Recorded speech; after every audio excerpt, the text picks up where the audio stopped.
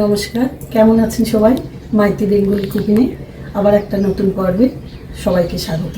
আমি খুব সাধারণ একটা রেসিপি বানাবো, অনুষ্ঠান বাড়ির স্টাইলে চিকেন পকোড়া। আপনারা পুরো ভিডিওটা দেখতে থাকুন, আশা করছি ভালো লাগবে। এখানে আমি চিকেন নিয়েছি, এখানে চিকেন 400 গ্রামের মতন আছে। হাড় এবং হাড় ছাড়া চিকেন আমি নিয়েছি 400। আর উপকরণ নেব আমি এখানে একটা মাঝারি সাইজের পেঁয়াজ, আদা, কাঁচা লঙ্কা, রসুন। আমি এই আদা, কাঁচা লঙ্কা, রসুনগুলো একসাথে পেস্ট করে নেব।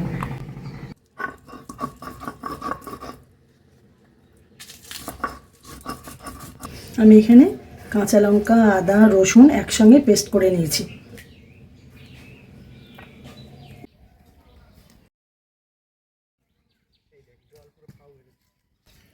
বন্ধুরা, আমার সব উপকরণ গোছানো হয়ে গেছে।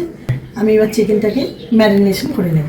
আদা, রসুন, কাঁচা লঙ্কা বাটাটা দিয়ে দেব, পরিমাণ মতন লবণ, ফেটিয়ে রাখা টক দই, হলুদ গুঁড়ো, রঙটা সুন্দর হওয়ার জন্য কাশ্মীরি রেড চিলি পাউডার। বন্ধুরা, আর 3টে জিনিস তো দিতে বাকি আছে। এই 3টে জিনিস দিতে যেন ভুলবেন না। এই 3টে জিনিস দিলে তবে অনুষ্ঠানের বাড়ির মতন টেস্ট হয়ে উঠবে। এখানে আছে ধনে। ধনেটাকে আমি দু খণ্ড করে নিয়েছি, হাত দিয়ে এইভাবে ঘষে নিয়ে ভেঙে নেওয়া ধনে উপর থেকে ছড়িয়ে দিলাম। তারপরে নেব জোয়ান। জোয়ানটাকে অবশ্যই হাতে এইভাবে ঘষে নিয়ে দিতে হবে জোয়ান। আর এখানে দিচ্ছি কাসুরি মেথি শুকনো করা। আমি সব রকম দিয়ে এবার ম্যারিনেট করে নেব। আমার চিকেনটাকে ভালো করে ম্যারিনেট করা হয়ে গেছে। 7 থেকে 8 মিনিট আমি ঢাকা দিয়ে রাখবো। 8 মিনিট পরে আবার ফিরে এলাম। 8 মিনিট হয়ে গেছে। এর সাথে আরও কিছু উপকরণ মেশাবো। আমি এর উপরে আধখানা লেবু নিয়েছি, এর থেকে পরিমাণ মতন লেবু রস দিয়ে দেবো। এগুলো বেছে নেব। পকোড়াটা মুচমুচে হওয়ার জন্য আমি এখানে কর্নফ্লাওয়ার দিয়ে দিলাম।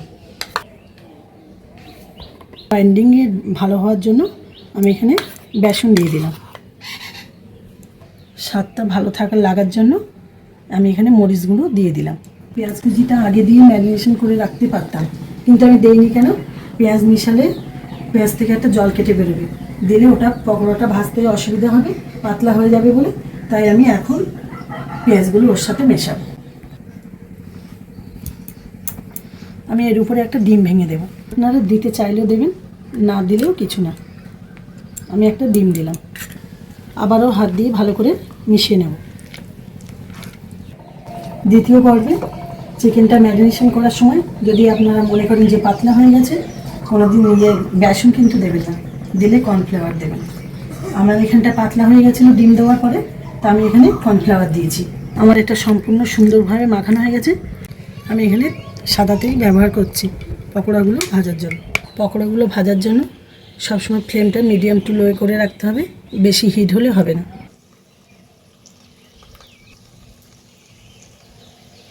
কিছুক্ষণ ধরে রেখে আস্তে আস্তে করে ছেড়ে দিতে হবে। ফ্লেমটা হাই দেওয়া থাকলে চিকেনগুলো তাড়াতাড়ি লাল হয়ে উঠবে, ভেতর থেকে চিকেনগুলো সেদ্ধ হবে না। তাই মিডিয়াম আছে আমি চিকেনগুলো সব ভেজে নেব। আমি এবার একটা ছোটো চামচের সাহায্যে আমি এটা একটা একটা করে উল্টে দেব। অনুষ্ঠান বাড়িতে চিকেন পকোড়া মুচমুচে হওয়ার আর একটা কারণ আছে, কিন্তু ওরা দুবার ফ্রাই করে। একবার শ্যালো ফ্রাই করে তুলে রেখে দেয়, তারপরে ডিপ ফ্রাই করে। আমার এগুলো শ্যালো ফ্রাই হয়ে গেছে। আমি এবার তুলে নেব একটা ঝাড়ির সাহায্যে। তেলগুলো যাতে শুষে নেয় সেই জন্য একটা বাড়িতে সাধারণ থাকা একটা সাদা কাগজের উপরে আমি রেখে দিচ্ছি। বাকি চিকেনগুলো আমি একইভাবে ভেজে নেব। চিকেনগুলো শ্যালো ফ্রাই করে নিয়েছি এবং ঠান্ডাও হয়ে গেছে। আমি এবারে ডিপ ফ্রাই করে নেব। এবার আমি এক এক করে মিডিয়াম ফ্লেমে পকোড়াগুলোকে দিয়ে দেব। দ্বিতীয়বারে কিন্তু তেলটাকে বেশি হাই রাখলে হবে না, এইভাবে আস্তে আস্তে করে পকোড়াগুলোকে ভেজে নিতে হবে। আমি এবার পকোড়াগুলোকে দ্বিতীয় পর্যায়ে খুব সুন্দর করে ভেজে নিয়েছি। এবার আমি এগুলোকে তুলে নেব। এই পকোড়াগুলো এবারে খাওয়ার উপযোগী হয়ে গেছে। কটা বাকি ছিল সেগুলোকে আবার দিয়ে দিচ্ছি। কালারটা এসছে দেখুন কত সুন্দর।